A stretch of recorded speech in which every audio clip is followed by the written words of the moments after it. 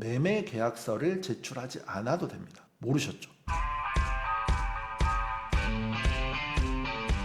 반갑습니다. 시루 캠퍼스 대표 시루입니다. 오늘은 세 번째 시간으로 농지 취득 자격 증명서 실무에서 대응이라는 주제로 여러분들과 함께 하겠습니다. 이게 농지입니다. 여기 보시면 농로 일부가 농지로 들어갔죠. 그리고 여기 아래쪽을 보시면 이게 창고거든요. 창고의 일부가 이 농지 아래쪽에 이렇게 조금 들어와 있죠. 이런 농지들이 되게 많이 있어요. 농지의 일부가 농로로 이용 중이거나 또 분묘가 있거나 이렇게 농지의 일부에 불법 건축물이 있거나 또 농지에 콘크리트 포장을 했거나 이런 경우 담당자 산업계장님은 이거 원상복구하라고 합니다. 원상복구를 하고 와야지 농지증을 발급을 해주겠다. 이렇게 나와요. 이 농지취득 자격증명서는 등기소에 제출하는 거잖아요. 그 얘기는 아직 이 농지의 소유자가 아니라는 겁니다. 아직 농지의 소유자가 아니에요. 그런데 이거를 원상복구해야지 농지증을 발급을 해주겠다라고 얘기를 하는 거예요. 물론 일반 매매라면 매도인이 원상복구할 수는 있겠죠. 그런데 경매 같은 경우에는 매도인은 나몰라라 하는데 이걸 원상복구할 수는 없잖아요. 그런 경우가 의외로 많이 있어요. 그래서 그런 경우에는 보통 이렇게 복구계획서를 씁니다. 복구계획, 특별한 양식이 있는 건 아니에요. 복구계획서, 농지원상복구계획서 이런 것들을 써서 제출을 하면 이거를 감안해서 농지취득 자격증명서를 발급을 받을 수 있어요. 근데 그 정도가 너무 심하면 이걸로도 안 되는 경우도 있습니다. 이 정도의 사항 그리고 뭐 크지 않은 경우에는 복구 계획서로 웬만하면 다 해결이 된다라는 겁니다. 심한 경우는 어떤 거냐면 이렇게 농지가 있는데 이만큼이 건축물이 덮고 있는 거예요. 이런 거는 심하죠. 이런 건 지금 전체 농지에서 이 창고가 차지하는 비율이 10%도 안 됩니다. 그러니까 이거는 심하지 않은 경우고, 그리고 이쪽에 있는 경우에는 비닐하우스예요. 비닐하우스는 농지로 봅니다. 그냥. 그래서 이 비닐하우스는 전혀 문제가 되지 않습니다. 그리고 이런 농로들도 이렇게 조금 들어간 경우에는 별로 문제 삼지 않은데 조금 많이 들어간 경우에는 문제를 삼는 담당자도 있어요. 그런 경우에는 이 복구 계획서를 잘 작성하시면 됩니다. 내용은 상황에 맞게 작성하시면 돼요. 이거 참고하시면 됩니다. 일시 정지해 놓으시고 보시면 되죠. 자, 실무에서 대응인데 또 중요한 팁 한 가지를 알려드리겠습니다. 제가 경매에 나온 농지를 취득해서 여기에 농촌 체리형 쉼터를 설치하는 건 굉장히 좋은 방법이라고 했습니다.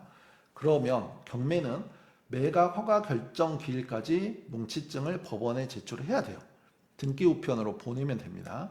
그런데 이 농지취득 자격증명서를 일주일 안에 제출하지 않으면 매각 불허가 결정이 나면서 보증금은 몰수됩니다. 법원은 굉장히 냉정하다고 했죠. 근데 이게 중요한 게 뭐냐면 여기서 이제 팁인데 입찰 전에 농지증을 신청해서 발급받은 후에 입찰에 참가하면 돼요. 아니 그러면 이렇게 질문을 하십니다.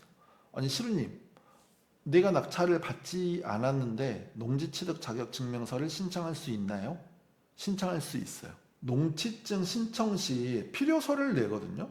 그 필요 서류에 낙찰을 받았다는 확인서나 매매 계약서를 제출하지 않아도 됩니다. 모르셨죠? 모르시는 분들 많을 건데 제가 전에 안성에 답사를 간 적이 있습니다. 그런데 그 부동산 소장님께서 이런 얘기를 하시는 거예요. 농지증이 막 강화됐을 때예요. 2021년, 22년 그 무렵이었습니다. 요즘 농지 계약을 했는데 매수인이 계약을 하고 농지증을 신청했습니다. 그런데 농지증이 안 나온 거예요. 왜? 거리가 멀거나 이러면 안 나옵니다. 경기도 안성의 농지인데 부산에 사시는 분이 와서 농지증 신청한다? 그러면 바로 농지위원회 심의 대상이죠. 근데 그분이 공무원이다, 젊다, 고위 공무원이다, 그러면 당연히 반려되겠죠. 농지증이 나와야 잔금을 치고 등기소에 서류 접수를 해서 소유권을 가져갈 건데 농지증이 안 나오니까 등기가 안 넘어오는 거예요. 등기소 들어가면 서류 누락으로 다 보완, 보정명령 이렇게 나와서 결과적으로는 소유권 이전 자체가 안 되는 겁니다. 그런 경우 매도인이 받은 계약금을 돌려주고 그냥 계약을 해제하면 상관이 없는데, 매도인 입장에서는 이렇게 생각하죠. 아니, 농취증 안 나오는 게 내 잘못은 아니지 않냐, 나 보증금 받은 거 못 돌려준다, 이렇게 되는 거예요. 그러면 그때부터 분쟁이 생기는 겁니다. 그래서 그런 경우에는 어떻게 해야 되냐면, 중개사님이 계약서를 작성하실 때 매수인이 농지취득 자격증명서를 신청해서 발급이 안 되면 기존에 받았던 보증금은 매수인에게 다시 돌려주고 본 계약은 해제하기로 한다라는 특약을 넣거나 미리 농취증을 신청하는 거예요. 14일이면 되거든요. 14일. 농지위원회 심의 대상이더라도 처리 기간이 14일입니다. 그러니까 어찌됐건 14일 안에는 결과가 나오는 거예요. 농취증이 나오면 계약하면 되고, 농취증이 나오지 않으면 계약을 안 하면 되죠. 왜? 매매 계약서가 필요치 않으니까. 아니, 그러면 시루님, 지나가다가 저 농지가 너무 좋아요. 제가 농취증 신청해봐도 되나요? 신청해봐도 돼요. 정부24 사이트에서 들어가서 서류 이렇게 첨부해서 신청하면은 조건이 맞으면 농지취득 자격증명서 발급됩니다. 물론 조건이 안 맞으면 안 되겠죠. 미리 농취증 신청해서 발급받아라는 겁니다. 그리고 필요에 따라서는 복구 계획서를 작성하자라는 겁니다. 그리고 약간의 좀 팁을 드리면, 농지위원회 심의 대상이라고 하더라도 이 산업계장님의 입김은 세요. 산업계장님의 태도나 나를 바라보는 시선, 쟤를 좀 해주어야 되나 말아야 되나, 이런 시선은 굉장히 중요합니다. 그래서 연고가 있음을 좀 어필하시면 좋고요. 물론 적는 칸이 있긴 해요. 그래서 정년 후에 귀농, 귀촌 계획 등을 밝히거나 주말 체험이라면 뭐 주말 체험할 거다라는 거를 좀 구체적으로 어필하시면 훨씬 좋겠죠.